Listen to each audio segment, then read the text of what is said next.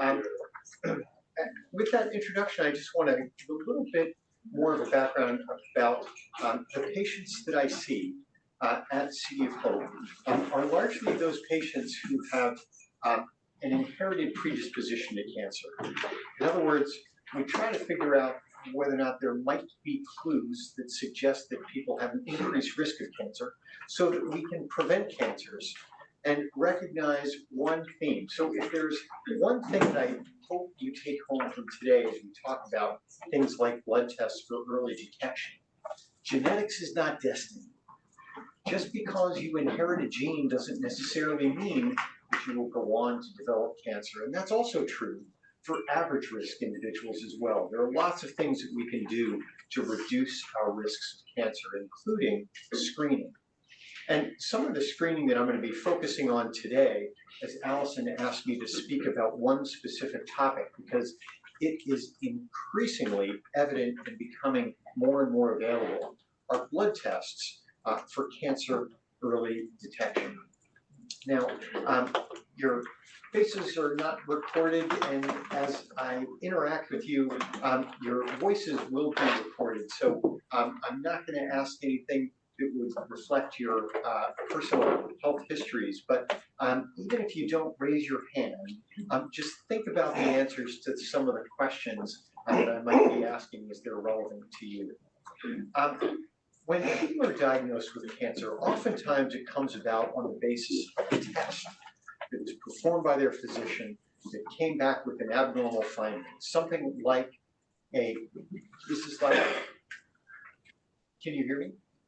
Can you folks hear back here? It's hard. It's very hard. It's a little bit hard to hear back here. Sure, okay. Can you hear me better if I'm standing here? Yes. A little bit. You're also welcome to move and walk towards this pole as well if you want to reach the center of the room. Feel free to use the room as you like. Great, and I'll speak up. So well, I'll try to be loud and audible for everyone.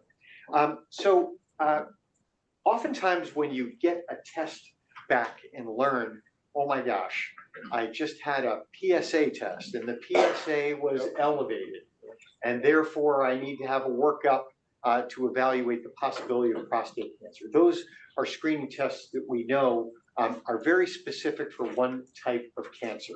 Or a mammogram that comes back with an abnormality that requires a workup and a biopsy and then follow-up to identify whether or not that's cancer and how to best treat that cancer.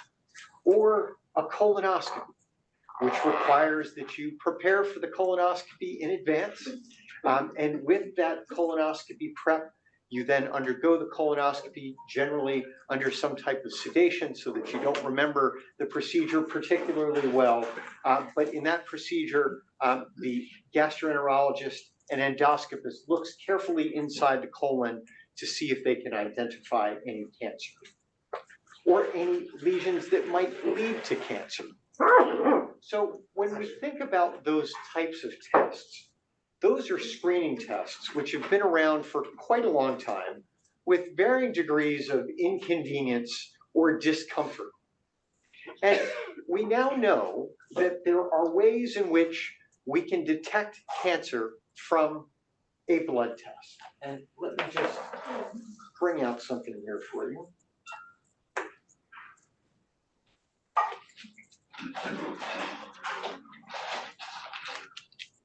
This is a tube of blood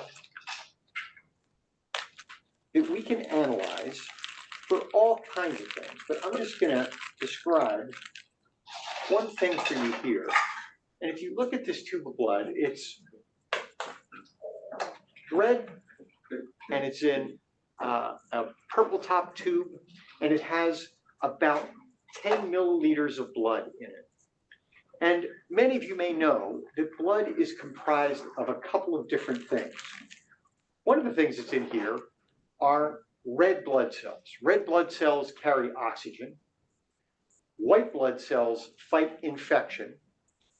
And platelets help stop bleeding, clotting. So those are the three main elements here. But if I were to take this tube of blood and spin it in a centrifuge, all of the heavy parts would go to the bottom, all of the cells, all of the debris.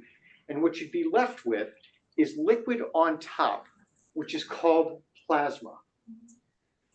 Plasma has all kinds of information that we now know can be very, very valuable for cancer early detection. And I'm going to describe that in a little bit more detail for you.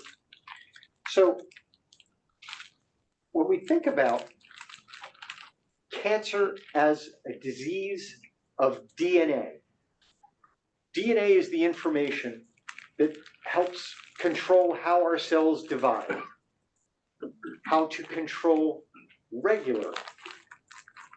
regulated cell division.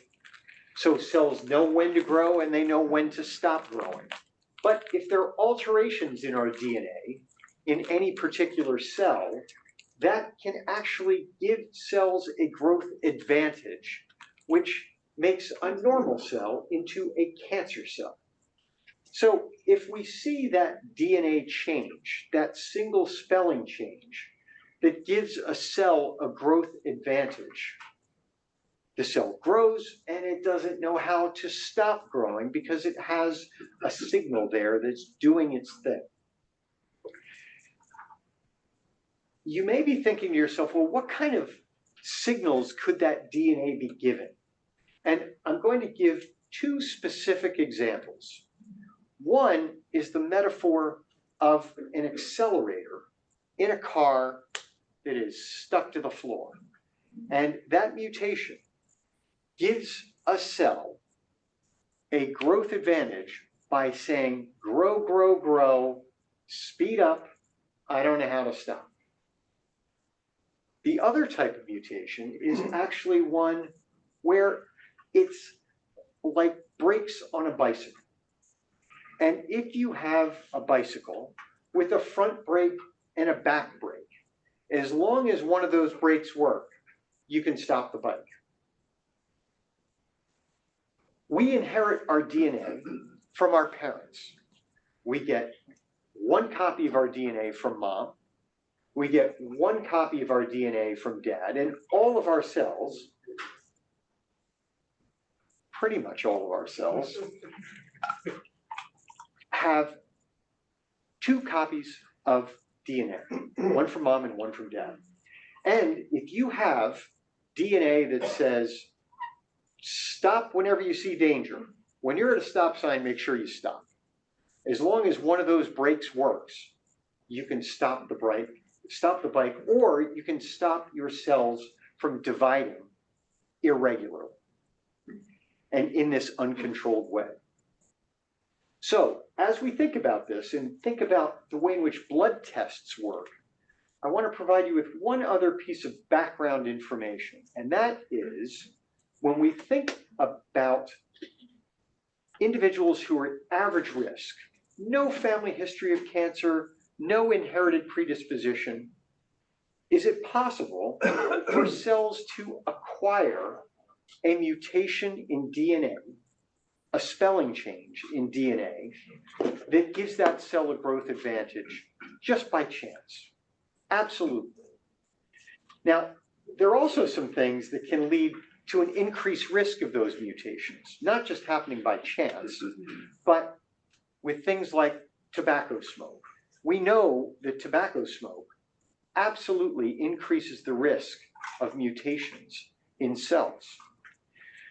So with that in mind, we can think about the fact that if you inherit 23 chromosomes from mom and 23 chromosomes from dad, I like to think about it a lot like a set of encyclopedias.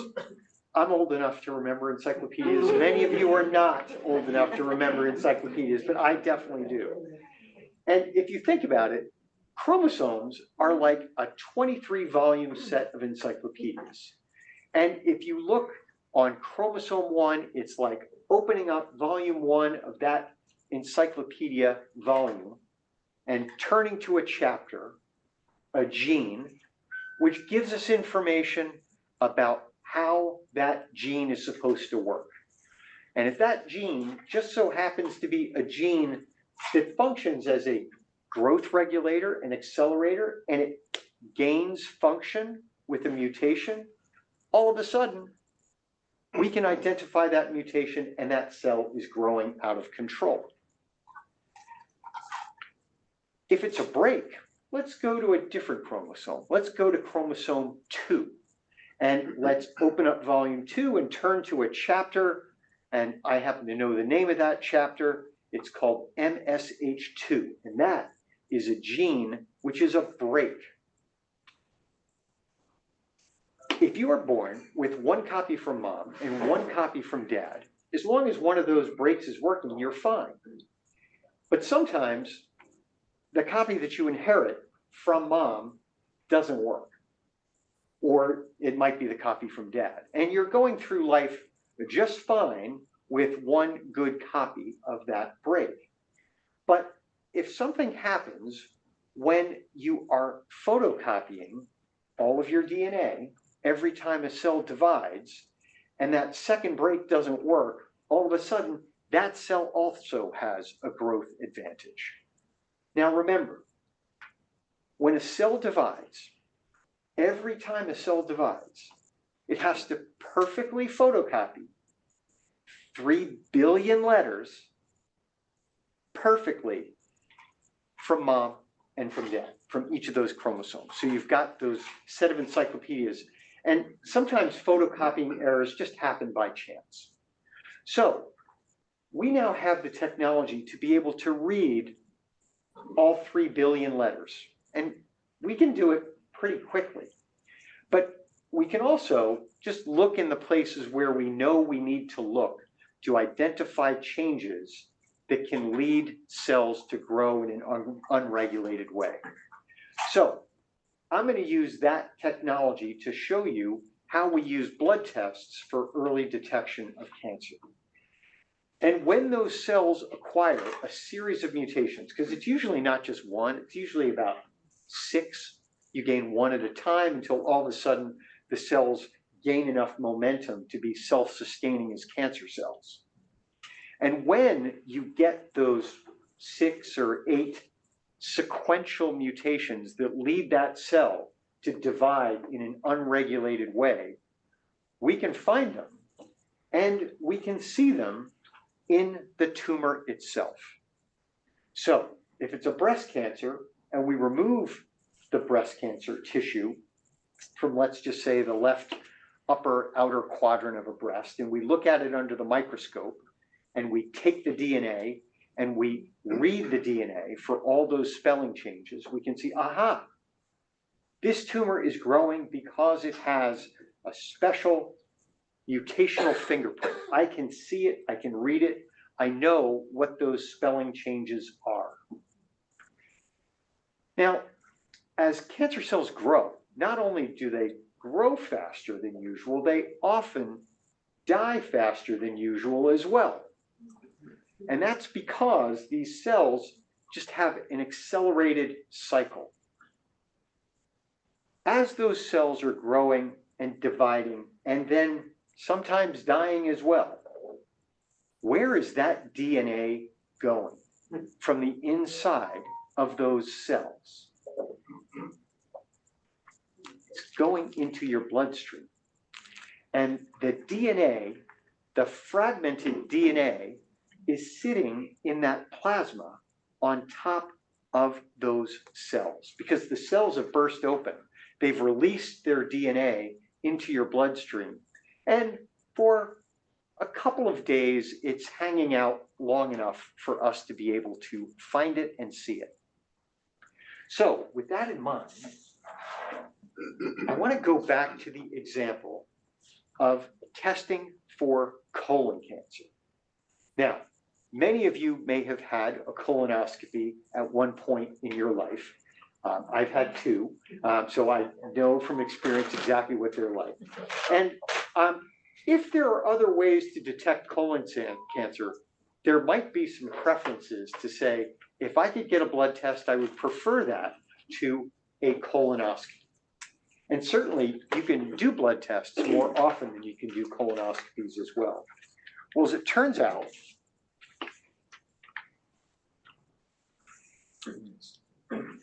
consciously witness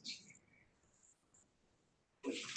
There is a blood test available right now, today, that is FDA approved for the early detection of colon cancer.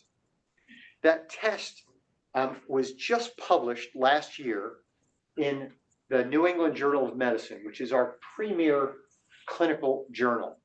And they did a large and beautiful study to show that their blood test could find colon cancer without even doing a colonoscopy. You do the blood test, you look for the signature, and you can say, yes, there is a very high probability that this person has colon cancer. And this is how it works. That tube of blood that I showed you, once you spin it down in a centrifuge, the cells go to the bottom. And remember I said you've got red blood cells, white blood cells, and platelets. And the red blood cells are really heavy, they go to the bottom. The white blood cells are medium, they go into a little white layer right on top of the red blood cells, and the platelets are all in that area right there as well. But in the plasma, the liquid that supports all those cells, you've got all kinds of nutrients, but you also have the fragments of DNA from cells that have died, opened up, and released their DNA. So we can analyze that DNA, and when this group of investigators looked at the DNA in blood from people with colon cancer and without colon cancer, they realized this test is actually a really good test for detecting colon cancer. So how good is it? Now, here's some technical jargon, but I'm going to walk through it with you because I want to make sure you understand some important principles. And what they found is that in average risk individuals, not those who are at high risk, not those with inherited susceptibility who happen to inherit just one good copy of that break, but for people who have two normal, good, perfectly good copies of those breaks. These are average risk screening population. The cell-free DNA, the cfDNA, that DNA that's floating up top, that's not contained within the cells, had an 83% sensitivity to detect colorectal cancer. I'm going to describe exactly what that means. And a 90% specificity for detecting not only colon cancer, but also really big polyps that have the chance to turn into cancer. And 13% sensitivity for detecting polyps that haven't turned into cancer yet.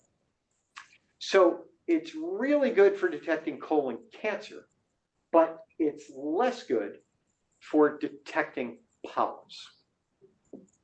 That's okay. It's still a helpful test. But let's just walk through what those numbers actually mean.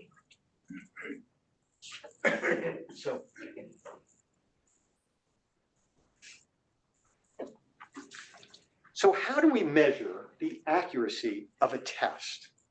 Well, finding cancers when they are actually there is something called sensitivity. How sensitive are we to be able to detect a cancer when it's there? Correctly identifying cancers that are not actually there, saying, oh, actually, everything's clean, this looks great, that's called specificity. So you want a test that is highly sensitive and highly specific. So let's just think about an example from radar. Radar, when it was first invented, was really good at being able to detect things like submarines. You're floating along the surface, you're using your radar, and you want to identify anything underneath that is a submarine. But you don't want to find big fish, right? You don't want to falsely identify something. You go, oh my gosh, there's a submarine. No, there's a submarine. You want it to be sensitive, but you also want it to only find what it's supposed to find. And that's what we are trying to do with these types of tests. We want them to be sensitive, to find cancers when they're there, but we don't want them to find things that are not really cancer. So with that in mind, let's just talk about how these tests work in detail here. A true positive is when you have a test that is positive when a person actually has cancer. That's an accurate test. A true negative is when the test comes back negative and that person does not have cancer. But tests aren't always perfect. And sometimes you can have a test that's a false positive. The test is positive, and oh my gosh, there's no cancer there. That's a false alarm. And we try to avoid false alarms as much as possible because that's scary for people. If you say, oh my gosh, your test is positive, you might have cancer, I don't know. The first thing that happens is you think, I definitely have cancer, I'm super nervous. Do whatever you need to figure out whether or not I have it. And if you ultimately come back and say, ooh, false alarm, you're like, oh, whew, that's great news, but geez, did you have to tell me I had a positive test if it wasn't actually there? So that's one part of a problem that we need to be attentive to. But we also want to be careful about false negatives. Hey, we did your test. Everything came back perfectly normal. There's nothing to worry about. You most certainly do not have cancer, unless the test missed it.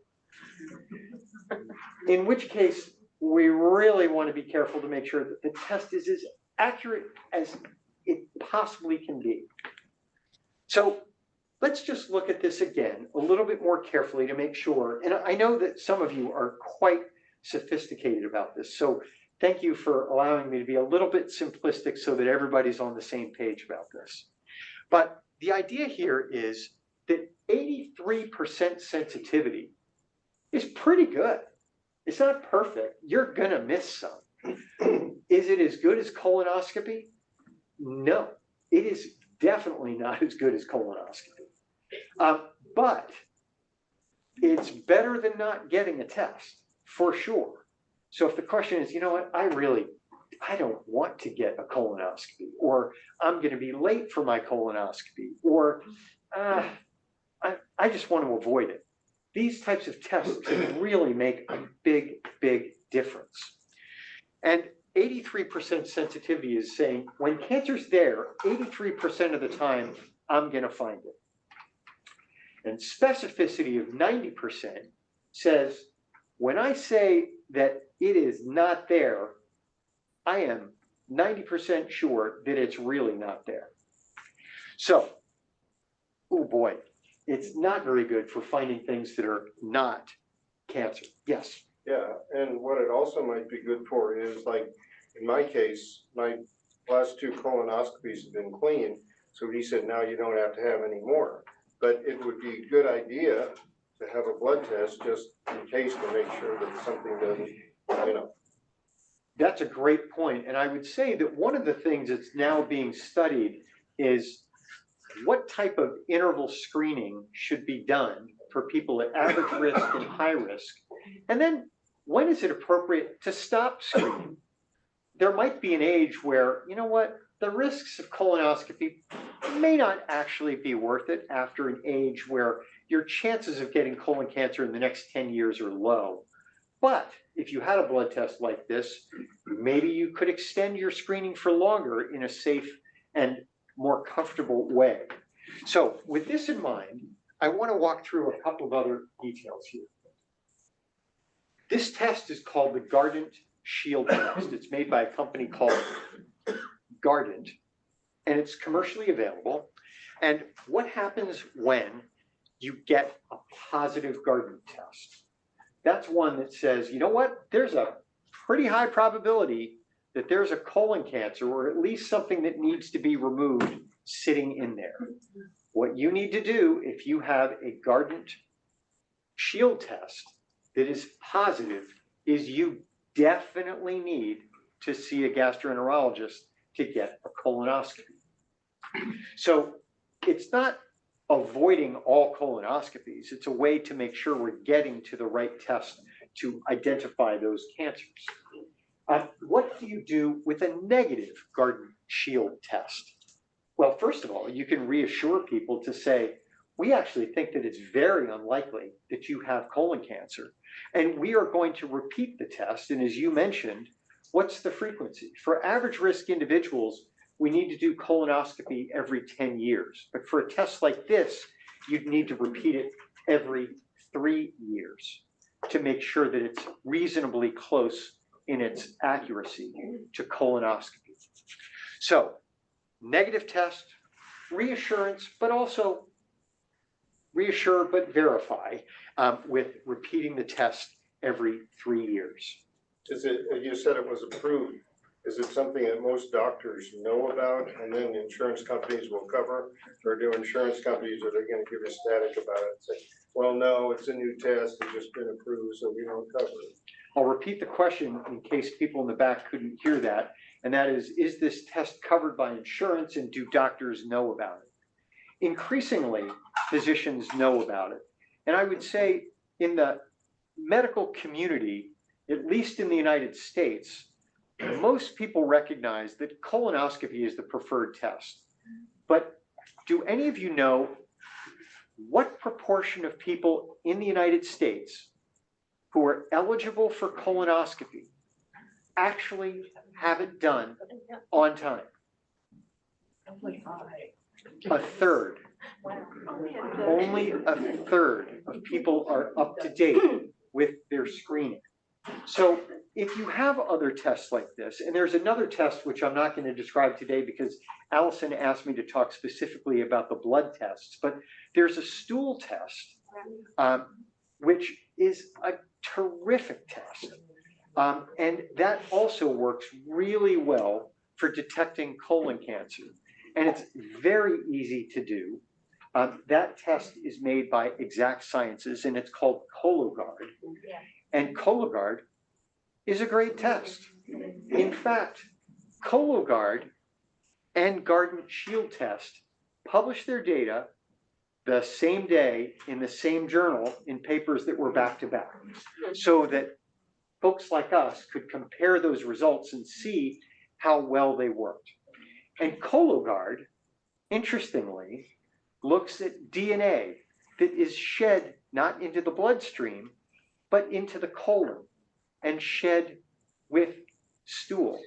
So when it goes into the stool, you can actually extract the DNA from stool, read the DNA, and look for those fingerprints. So there are multiple different tests, but the reason I wanted to concentrate on blood tests today is because this is a test that is designed for exactly one cancer and not any others. It wasn't designed to detect breast cancer. It wasn't designed to test for other types of cancers like prostate cancer. It only tests for colon cancer. There are a whole series of tests that detect others, which I'm going to talk about in a moment. Did you have a question? What's the difference between this test and the CEA test? Great. The question is, what's the difference between the Garden Shield test and a test called the CEA test? CEA is an abbreviation for the name of a protein, which is a long protein name, which I won't even bother saying. The CEA protein circulates in blood, and in people that have colon cancer, the level of that protein that's made goes up. You make more and more of it, and the greater the tumor burden, the more CEA you have. CEA by itself doesn't do a very good job of detecting cancer. It's really good for identifying people who have colon cancer. How much colon cancer do you have, and how well are you responding to treatment? So I order CEA tests all the time for my patients with colon cancer to see, hey, when they were first diagnosed, their CEA was up here. But with treatment, all of a sudden their CEA is down here and I can see how well they're responding to therapy. CEA isn't made by all colon cancers, so it's actually just one protein and it's not as informative as the DNA changes itself. But thank you for asking that question. So as we think about using a test that's really designed for just one cancer, let's compare it to other tests. And I also want to get back to the second question, not only how familiar are physicians with this, but is it covered by insurance? And the Guardant Shield test is in fact commercially available. It was FDA approved this year, and it's covered by Medicare. Physicians know about it, they know how to order it, and it's covered. Whether or not you want this blood test or Cologuard or a colonoscopy is something that's worth discussing with your physician, because all three are approved, but in certain settings, you definitely want to use one versus another. Now I'm going to turn my attention to another test, which is also commercially available, called the Grail Gallery test. Now, without telling me whether or not you've had this test, I would just like to see some volunteers. Has anybody had a Grail Gallery test? I had something similar, because I talked about that. Okay. City of Hope. Okay. I think. Okay, great. So I'm going to talk about the Grail Gallery test and what the differences are between the Grail Gallery test and the Guardant Shield test. It is a blood-based multi-cancer early detection test. It doesn't detect one cancer, it detects dozens of cancers. So does it detect colon cancer? Yes. Does it detect prostate cancer? Yes. Does it detect breast cancer? Yes. It may not be equally good to detect all those cancers, and I'll show you how good it is for some cancers and how not so good it is for other cancers.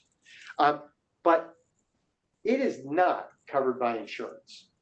In fact, the studies that are evaluating its clinical utility are ongoing. But it is available.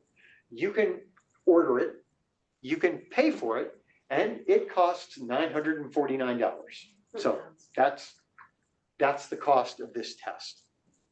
We also have a number of clinical trials where we are developing multi-cancer early detection tests at City of Hope and working with companies that have new and improved multi-cancer early detection tests. And I will also just share with you, and I'll go over this a little bit more later. When we are doing these clinical trials at City of Hope, we're not giving patients the results. And the reason is we want to make sure we've got a test that's offering a benefit without significant risks. And we'll talk about what some of those risks are as well. But you get the idea here that I'm showing two representative tests that describe classes of tests that are increasingly becoming available. Is So, it that all the City of Hope clinical trials don't give the results to their patients, or just some of them? No, just the ones that I'm going to talk about. And those are just the clinical trials associated with these early detection tests. And I'll show you some of the data from these studies as well. I have to say they're very promising, but we don't want to release stuff prematurely. We want to make sure that it's not only safe, but that it really works as accurately as possible. So these are data from the Gallery Grail test, which is a multi-cancer early detection test. And what it shows is the sensitivity of that cancer signal detection in 12 cancers that are responsible for 2/3 of all cancers diagnosed in the United States. So this isn't all cancers, it's 12 common cancers that account for a lot of cancer that we see. We're going to start over here just looking at stomach. And for those in the back where this might be a little bit small, let me just describe what this shows here. When you diagnose someone with cancer, you can diagnose it at an early stage, or you can diagnose this at a late stage. And fortunately, the cure rates for all stages have continued to get better and better. But the cure rate for stage 1 cancer is really high. The cure rate for stage 4 cancer is substantially lower. So what we really like to be able to do is find early stage cancers, not late stage cancers, and shift things to the left as much as we can towards early stage cancer. So how well does the Grail Gallery test work for detecting advanced stage gastric cancer? Incredibly well. In fact, in this study that was published back in 2021, what they showed was it's perfect for detecting stage 4 gastric cancer. They found 12 out of 12. For stage 3, it was not quite as good. It found those cancers that were actually there 80% of the time. So 80% of the time it found them, 20% of the time it missed stage 3 cancers. How about stage 2? Stage 2, also really good if you can find it, very high probability of cure. It only found half. Stage 1, oh man, less than 17%. So it missed the vast majority of stage 1 stomach cancers. And they're hard to detect. Sometimes you can't even find them by doing an endoscopy where you're looking. You have to poke and screen and test and look under the microscope. So it's not surprising that a blood test might not be able to find early stage gastric cancer. But as you look across this spectrum, let's just look at colon cancer. The sensitivity for detecting stage 4 colon cancer, 95.3%. That's great. That's really good. That's certainly better than a Garden Shield test over all stages. But when you go to stage 3, 88%, stage 2, 85%, still pretty good. Stage 1, 43%. So the blood test, as part of this multi-cancer early detection test, is in fact pretty good for colon cancer. It's a good test. It's not perfect, especially for really early stage cancers, but it's less good for different cancers. So when you think about a multi-cancer early detection test, it's really good for some cancers, it's less good for other cancers. And it's really good for advanced stage disease, but it's not quite as good for early stage disease. Is the drop off just there's less DNA in the plasma? Or which makes it inherent, no way to prove, or is some of the problem? Yes. So the question is it because there's less DNA to be able to look for it in the plasma itself?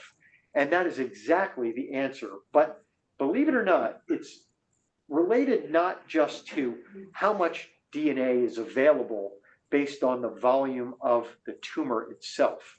Small tumors shed less DNA than big tumors. But also, not all tumors shed DNA equally. There are some that just don't shed a lot of DNA. So if you think about it, for example, brain tumors. Brain tumors are a little bit more difficult to detect, and they're also in an area of the body that's protected by cerebrospinal fluid, this gentle buffer that holds our brain gently in place. And there's something called a blood-brain barrier. So it may not be quite as easy to detect things where they're not shedding as much DNA or there's just not as much volume there. So in that tube of blood, from one type of cancer, you may not be able to find as much DNA. On the stage 4 though, by the time it got to stage 4, wouldn't the patient have symptoms? And so he'd go in and be tested for cancer? Sure. And in fact, symptoms are what often brings someone in for evaluation. But most of these multi-cancer early detection tests are offered in the setting of individuals who are average risk and are looking for early detection of cancers because you want to find it when you can do something about it and make sure that it's removed and you're cured and moving forward with a long, healthy life in front of you. Yes. Just asking about the data. Are the numbers underneath there, probably people can't see it so close. Is that just the number of incidents? So 12 out of 12, stage 4? Yes. There were only 12 instances in stage 4 that they measured? Yes. Yes. So this is a relatively small study from being early on, and I'll show you some data later to show how Grail, the company that's making this particular test, and by the way, I have no relationship with Garden, I have no relationship with Grail, I'm here for you, just to understand the principles of how these tests work. But they are actually doing some very, very large studies to assess how these work in large populations. And specifically, are they achieving their goal of finding cancers earlier? Question, Yes. multiple myeloma, would it fall under any of the categories? So it was not in the 12 that they show here, but multiple myeloma is detected by these tests. Yes. About prostate. Prostate for sure, yes. It looks like the liver cancer, the detection rate is very high. Very high, yes. Yes, the detection for liver cancer is very high. But it's odd that stage 1 is detected more often than stage 2, no? I would say that's related to your question about, these are pretty small numbers. But the bottom line is that when you have liver cancers, remember the liver is a very vascular organ.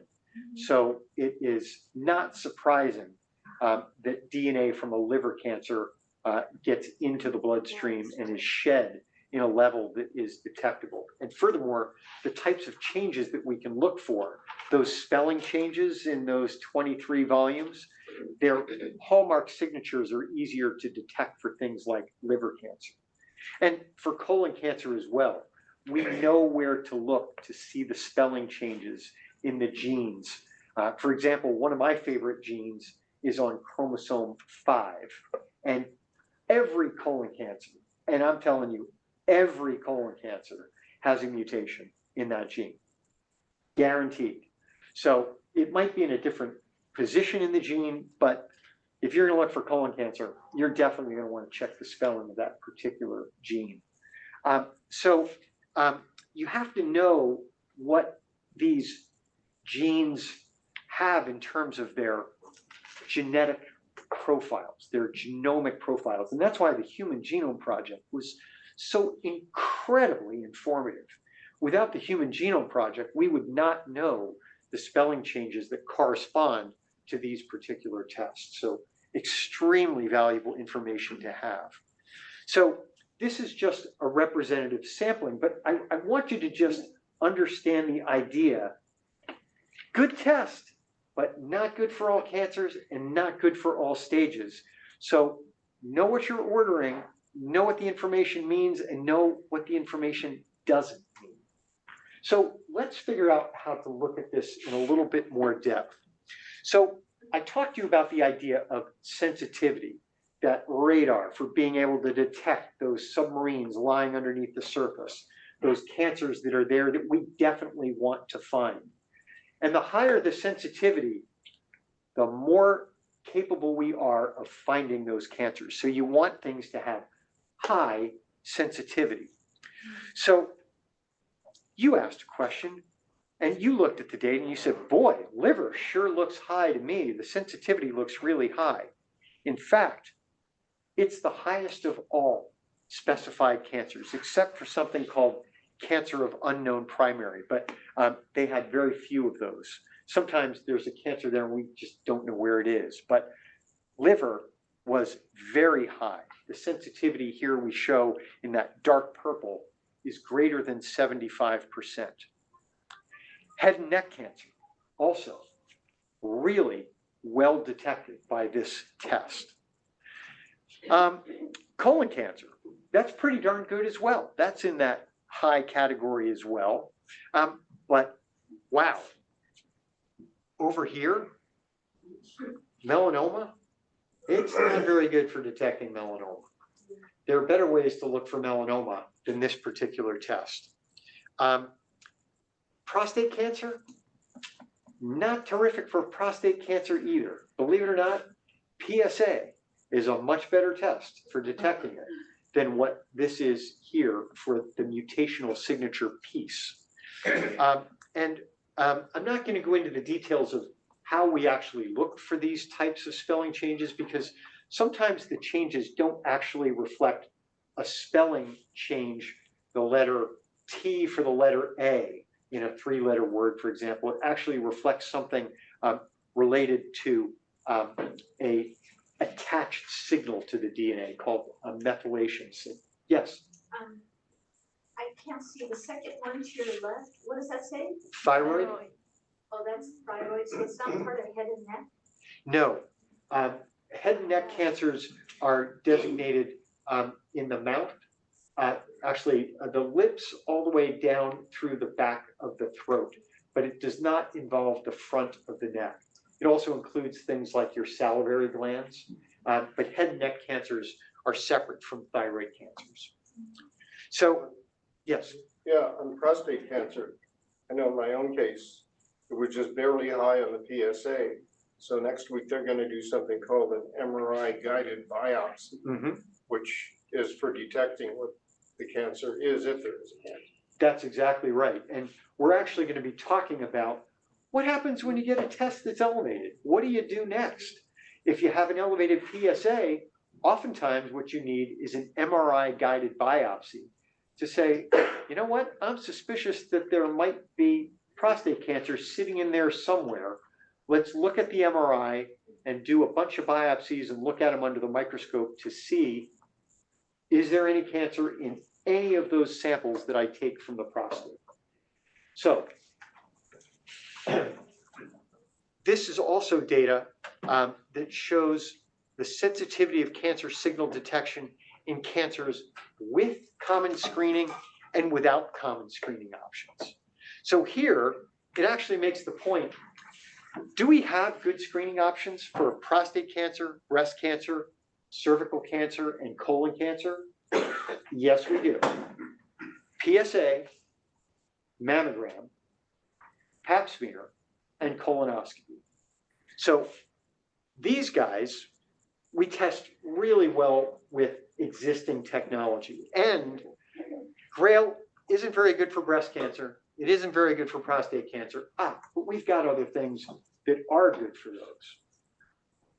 Colon and cervix, it works really well. But there are a lot of cancers where we don't have any good screening tests. And what folks are now thinking is, well, we know things that work. Let's keep doing the things that we've already proven clearly make a difference in saving lives. But for all those cancers that we've not been able to detect yet to date, let's look more carefully for those with these types of multi-cancer early detection tests. And some of them are detected quite well. Ovarian cancer, for example, looks pretty good. So it would be nice to have an early detection test for ovarian cancer. Similarly, for pancreatic cancer, it would be nice to have those types of tests that did not require sticking an endoscope down and doing an endoscopic ultrasound or an MRI. So these are helpful data to be able to see. But we also want to look at what happens when you combine the existing technology with these multi-cancer early detection tests. In fact, when you look at estimating the population health impact of a multi-cancer early detection test to complement existing screening, PSA, cervical cancer pap smears, mammograms, colonoscopy. You can see that with these multi-cancer early detection tests, when they are added to current screening, you can detect many more cancer types and increase the rate of cancer detection. In this study, they show by more than 34% while minimizing false positives. You do not want to scare people by saying, ooh, your test is positive. I think you might have cancer. We're going to look for it really hard. I hope it's not there. Ah, it was a false positive test. So let's just think about the ongoing studies that are evaluating the Grail Gallery test. And there are a number of different tests. So I'm not highlighting or picking on one particular test because this is representative of the field. But in the United Kingdom, there is an ongoing study right now of 140,000 people. They are all getting Gallery testing. And the Gallery testing is being provided to answer the question, does a Gallery test lead to a reduction in the diagnosis of stage 4 cancers?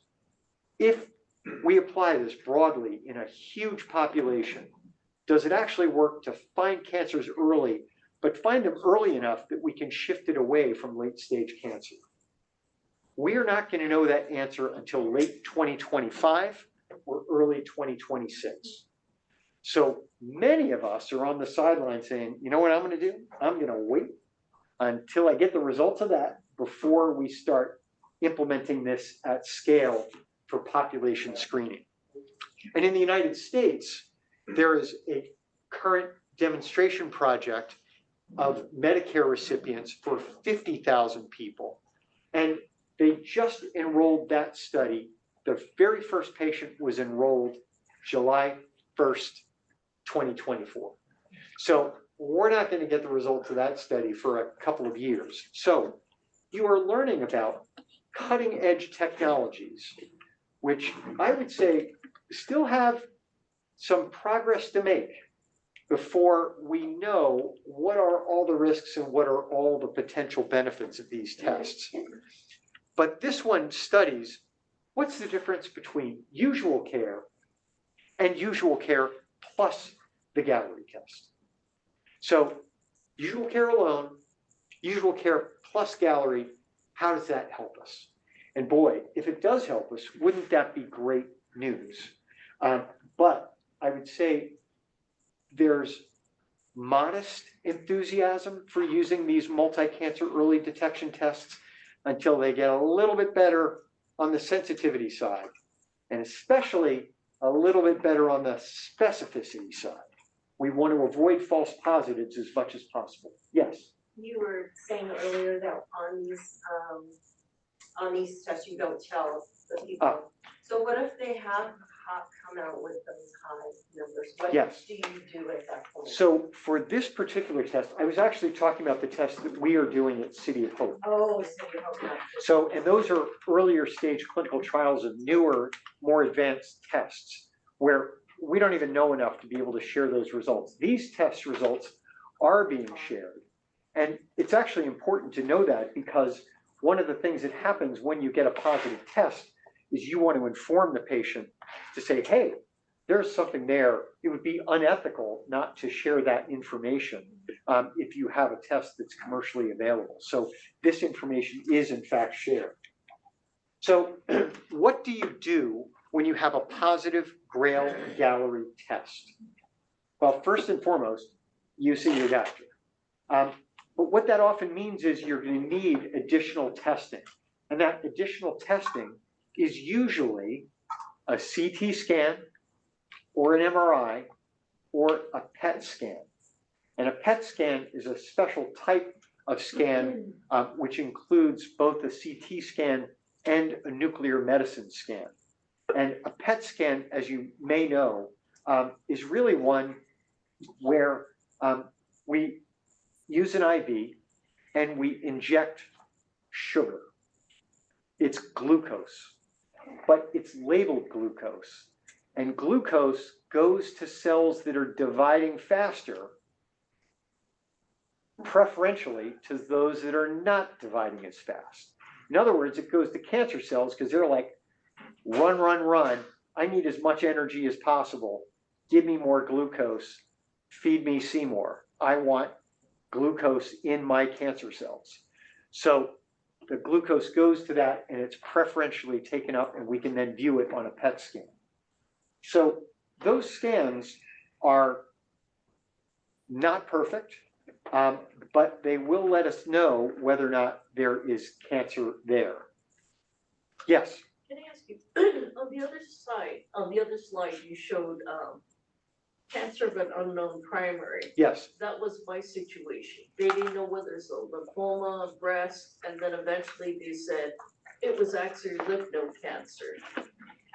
But how do you determine if they're not really sure where your cancer started? That is a terrific question. I'll repeat it in case people couldn't hear it, and that is for cancer where you don't know where it came from, and you have to do some detective work to figure that out. Some of that detective work is done under the microscope, where you look and you compare and you say, this looks more like a lymphoma than it does a breast cancer. Or you look at the mutational signature. And one of the nice things about the Grail Gallery test is that it actually does a pretty good job of what is called molecular fingerprinting. It can actually say this particular pattern is much more likely to be a breast cancer than a lymphoma, or much more likely to be a head and neck cancer than something else. So in the rare times that I have used the Grail Gallery test, this is one of the settings where I actually use it, where I know someone has cancer, but I don't know where it came from. And this test can help identify that source and signal. So there are several other uses other than early detection. And thank you for asking that question about unknown primary, because this is actually a pretty good test for sorting those things out. But that's what you do with a positive Grail test. What do you do with a negative Grail test? Do you celebrate, woohoo, there's no evidence of cancer, I'm in great shape? Well, remember, it's not that great for early stage disease. So what we recommend for those with a negative Grail Gallery test is to continue to screen with approved screening. Those 4 things that we know really work: pap smear, mammography, colonoscopy, and PSA tests. Those are good tests. So you continue with all of those approved screening tests. So it provides some level of reassurance, but it's not a clean bill of health as a guarantee, for sure. And you still need to continue with regular screening. So let's talk about one other thing as we move to the future with clinical trials at City of Hope, where we have a pancreatic cancer early detection test. And we are also doing a study with a company called Adela for a multi-cancer early detection test that I would say theoretically has some real advantages over the way in which the Grail test is assessing DNA. But those are theoretical advantages that we're trying to test. And in this particular test, I'm just showing, hey, there's the blood, there's the plasma, there's the DNA. We extract the DNA, we prepare it in a library so that we can read it. So we can read all 23 volumes here from mom, 23 volumes there. And then there's a special technique which helps further purify the type of signal we're looking for in DNA before sequencing it. So I'm not going to go through the details of the study itself, but just to say that there are 20 cancers that we are looking for early detection, and those describe and cover 93% of all cancers that are diagnosed in the United States and account for about 88% of all cancer deaths. So we're doing the training, we're doing the validation, and we are making excellent progress. And we're doing this in conjunction with our colleagues throughout the country. So I would say this is a team sport. We are not competing against one another. We are trying to help one another get to the right answer as quickly as possible. And just to show you, and I have permission to be able to show this data from the Adela company. These are data from October 24th. So this is pretty up to date. And you can see that of all of our partners at places like the Mayo Clinic, the Cleveland Clinic, and other hospitals, City of Hope is the #1 recruiter to this study. We're really delighted to be leading this study nationally, and Dr. Greg Edos is the principal investigator for the national study. And as you can see, we are enrolling cases with 20 different cancers, and the distribution, not surprisingly, follows the distribution of the most common cancers that we are identifying. So we have 213 colorectal cases, 186 prostate cancer cases, 178 lung cancer cases. So we're making excellent progress. And you'll see that most of these numbers are larger than what we were showing earlier from those early published studies of another multi-cancer early detection test. Also, we just got good news. We were just awarded a new National Cancer Institute grant for multi-cancer early detection for individuals who are at high risk. So with there are 6 of us in the United States that got this particular grant. We are one of those 6, and we're going to be working with our 5 partners to develop large studies to be able to evaluate these tests in high-risk individuals. Now, there are some ethical considerations that I'd like to bring forward here for thinking about how we actually use these tests. And I want to think about asymmetric information. So I happen to think these tests hold great potential. I think they're going to really help us in the future be able to detect cancers at an earlier stage and help find people at a place where we can identify precursors to cancer, prevent cancer, and detect cancers early in a curable stage. But what if you're an insurance company and you want to figure out, should I offer a life insurance policy to this person? You know what I'm going to do? I'm just going to do a multi-cancer early detection test and figure out if there might be any evidence of cancer just sitting around there by itself. Because if there is, I might not actually offer the policy. Is that something you'd want to have as part of your workup? So if that's going to be part of the way in which people have the ability to use this information, some would argue, hey, let's make that information symmetric. If they're going to know it, I want to know it. And I will say I'm not aware of any insurance companies that are doing this without permission. So I don't know of any insurance companies that would do this kind of behind your back to know whether or not you have something and then not share it with you or test to make their insurance determination. But this information is pretty powerful information, and it could in fact be used for that type of insurance discrimination. So I will say that we have the opportunity to think about this in a way where genetic testing is protected under federal law in something called the Genetic Information Non-Discrimination Act, GINA. But that only protects you from health insurance. It doesn't protect you from financial products like life insurance. So you can't be denied health insurance on the basis of a genetic test result. But it's possible that you might not be eligible to pay for an insurance product that gives you a financial advantage. And I will also say there are obvious reasons why insurance companies would not want you to have asymmetric information. That's why they get to see your medical record. So if you get a test and it's in your medical record, the insurance company gets to see it as well.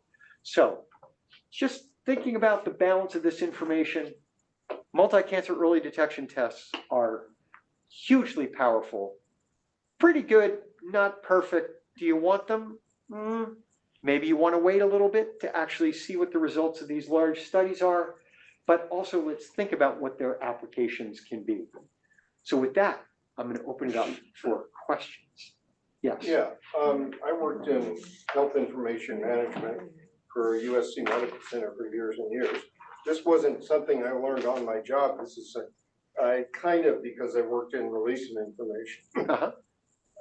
This is something I discovered on my own. You can kind of counter that whenever you fill out a release form when you go see a doctor. You can actually write in if there's any information released to this company or to a certain company, I need to be contacted or I want to be contacted. Yes. Or if there are any research done with my medical information, contact me first so I can know about it. Yes. Those release forms, the consent forms that they write up, those are pretty standard, but you can write in a line item addition to it if there's something you want about that. And a lot of people don't know that. And you can also specify types of information that you will allow and that you will not allow to be shared. Yeah. So that's a really, really good point. And you had a question there as well? I was interested because of the situation that someone with breast cancer has, where you have a bilateral mastectomy and there's no more mammogram. There's nothing, there's no test then, no follow-up screening. And so you're just sitting there waiting to have a pain or another lump appear or whatever before you have any clue, in which case it could get too late and, you know, you're catching it much later. And so it seemed to me that some of these blood tests I did were good for that in-between situation as well, where you don't have those other follow-up things anymore. Thank you for asking that exact question. I was wondering, because the grill does not look good for breast. Are there any blood tests that you've heard of that are in the pipeline for breast cancer? So yes, there are things that are in the pipeline. And in fact, that new grant, and I literally just got the letter from the National Cancer Institute last week, that's exactly what we're going to be looking at, because it's in those high-risk individuals, either those, I care for many women, for example, who have an inherited predisposition to breast cancer, have had a bilateral mastectomy. Their risk of breast cancer is reduced dramatically by greater than 90%, but it's not zero. So we continue to follow them clinically with chest wall exams and often reconstructed breast tissue. But the question is, well, what's the best screening in that situation? Or indeed, for those that have had cancer once, are now in remission, have been treated and cured of their breast cancer, but have bilateral mastectomy, that we want to be able to look for evidence of either a new cancer or recurrent disease. And I didn't talk about the way in which we're using liquid biopsies for these blood tests for detecting cancer recurrence. But for early detection, these things, I think, hold a lot of potential. Is there another question? Yes. So basically this task, the purpose is to try to catch cancer earlier to save more lives. And could this test also be used, like during the treatment, you need to evaluate, see how effective the treatment is. And oftentimes you use imaging, and usually imaging has a lot of radiation, or when you follow up, you use imaging. So could this be replacing some of the very high radiation imaging tests? Excellent question. It is now used, tests like this are used across the cancer patient journey. In fact, not only do we use them for early detection, we also use these tests for treatment selection. where if you just can't get enough tissue from a biopsy, you can use a blood test to say, you know what, this is going to be the best treatment. And in addition, when you start treating a patient, you can then say, hey, let's track and see how much DNA is there. Just like you were talking about CEA as a test that we use to follow patients, for example, with colon cancer, to see it was here when we started treatment, it's down to 0. With the liquid biopsy tests, we can do the same thing with DNA to monitor minimal residual disease for patients who are being treated. Yes? So what happens when you get your CA after the cancer diagnosed? And now it's risen. Yes. Right? This year for me, I got 2 years in a row it's been high. Each year I had a CT scan. This year I had a CT scan and a colonoscopy. All came back good. And so I asked my doctor, okay, what's next? And he said he responded back by basically saying he talked to the GI and the oncologist and just keep monitoring it. And I was like, still uncomfortable about that. Yes. But, that's the reason I come here today. And I know that when I do next follow-up, I'm going to be testing more. From your point, from what you're saying, well, what do you feel from that? Sure. So the type of test that you're describing, which is called a CEA test, useful in colon cancer and several other cancers as well, there are other what we call tumor biomarkers that we can use for monitoring ovarian cancer or other things. The problem is they're not perfect tests, in part because sometimes they go up, it has nothing to do with cancer. And then you're led with this false positive test, which is you got to go through a lot of a workup and you can't find anything there. And it's relatively reassuring, but you're like, oh man, why is that level high? And if there are supplemental tests, including DNA-based blood tests that monitor minimal residual disease, those tests, and one, for example, that I would say is particularly good in colon cancer is a test from a Natera called Signatera. And what that test does is it says, okay, this is not an early detection test. And I'll keep it brief because I know we're almost at time. For that particular class of tests, this is in a patient who had cancer. One of my specialties is focusing on colon cancer. You look at the colon cancer, you sequence the tumor, and you say, for this particular patient and this particular tumor, I know the 10 mutations that are absolutely characteristic of this tumor. Now that I've found them, I can design a test specifically for this person and specifically for this tumor. And I'm going to look incredibly closely for any evidence of those specific mutational changes. And what that does is it increases the sensitivity and it increases the specificity. So it makes it less common to find those false positive tests where the CEA is up, but we don't see any evidence of cancer. And if the CEA is up and there's no evidence of cancer on scans, but your Signatera test shows the DNA profile is really low, that's way more reassuring. So we are using these types of tests in all types of contexts, but I would say it's powerful technology. We need to know when to use it, when not to use it, and keep our eye on the future as these tests continue to evolve. So thank you for inviting me here. If there are other questions, and I know people have time frames to get to, but I will stay for another couple of individual questions afterwards. Thanks.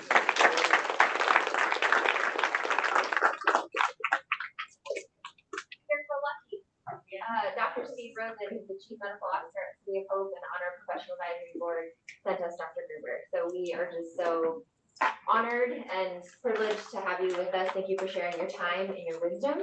I'm gonna email you all the evaluation for the workshop, if that's okay. Click on the link, answer a few questions, save some trees. Thank you all so much for coming today. We hope to see you next week and at our next lunch and learn as well. Feel free to register in the hallway by writing your name on that sign-up sheet. And for the two folks that are new here today, I'm gonna hand you some of these green sheets, and if you want a tour, stick around. Thank you, everyone. Good to see you too, take care. Oh, no, I'm already, I didn't, I'm already a member. I figured, okay, so it's like, This is my first time attending like an event. I've been there for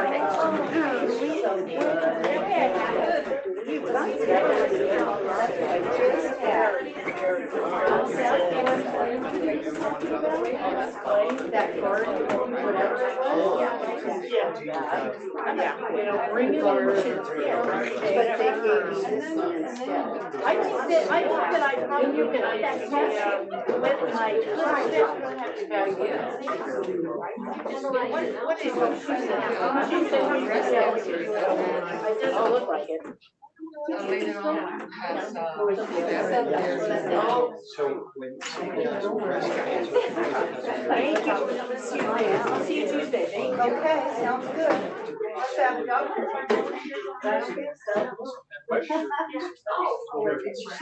Yeah.